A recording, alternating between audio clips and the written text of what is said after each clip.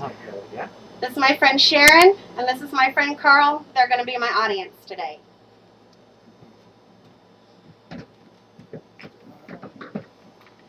My name is Christina McDaniel, and today I'd like to talk to you about the risk of streptococcal meningitis and cochlear implants.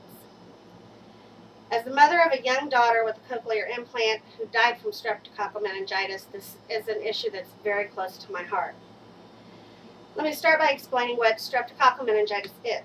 Streptococcal meningitis is caused by the Streptococcus pneumoniae bacteria. It's one of the most common causes of meningitis, and it mostly affects young children. Severe cases cause death or even brain damage. Now that you know what streptococcal meningitis is, I'd like to explain what a cochlear implant is. A cochlear implant is a device that goes under the skin behind the ear that converts sounds to impulses transmitted to the cochlea in your ear. It restores hearing to people with severe profound hearing loss.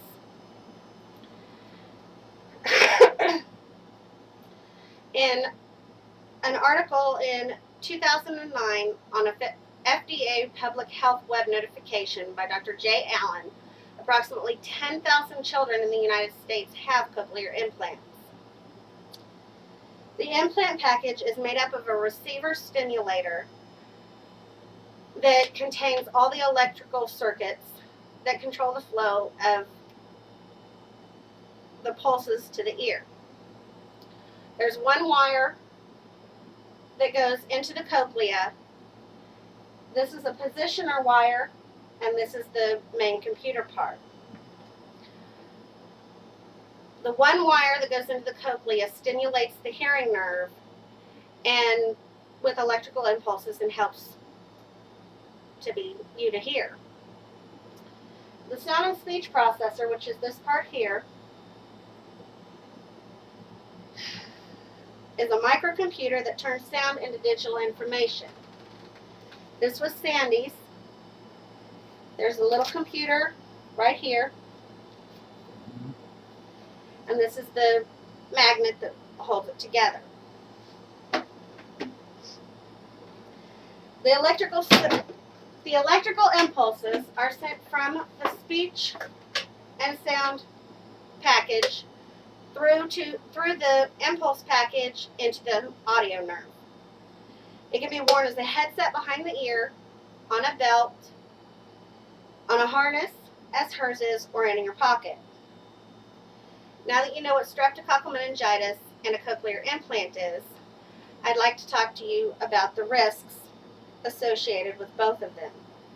According to Dr. Daniel Glickman, in a CDC emergency infectious disease article in 2010, the incidence of streptococcal meningitis is 138.2 per 100,000 persons. That's 30 times higher for children with implants than it is for children without implants of the same age.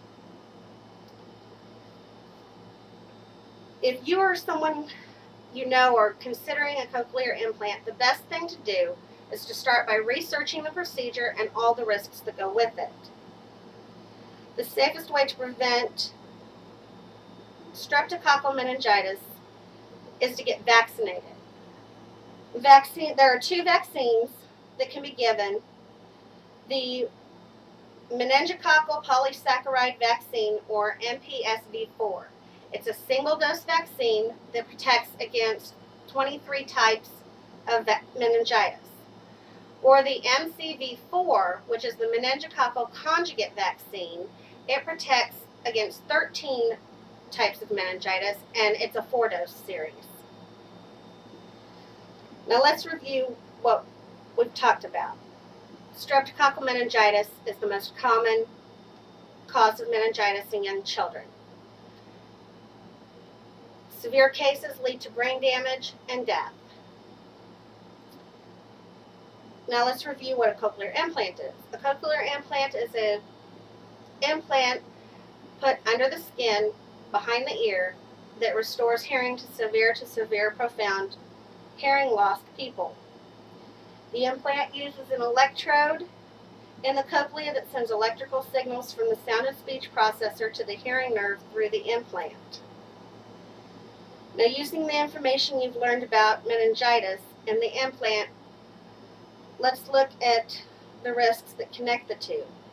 The risk of cochlear implant recipients is 30 times higher than that of others the same age without the implant. The safest way to protect against this is to be vaccinated with either or both of the vaccines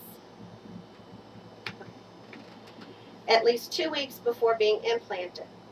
Now that you know about the meningitis risks from cochlear implants and the vaccines that are available, would you consider vaccination for you or your loved ones? We were not told about the risks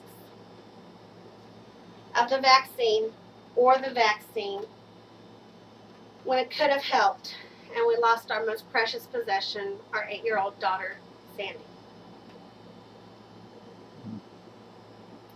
We're done. All right.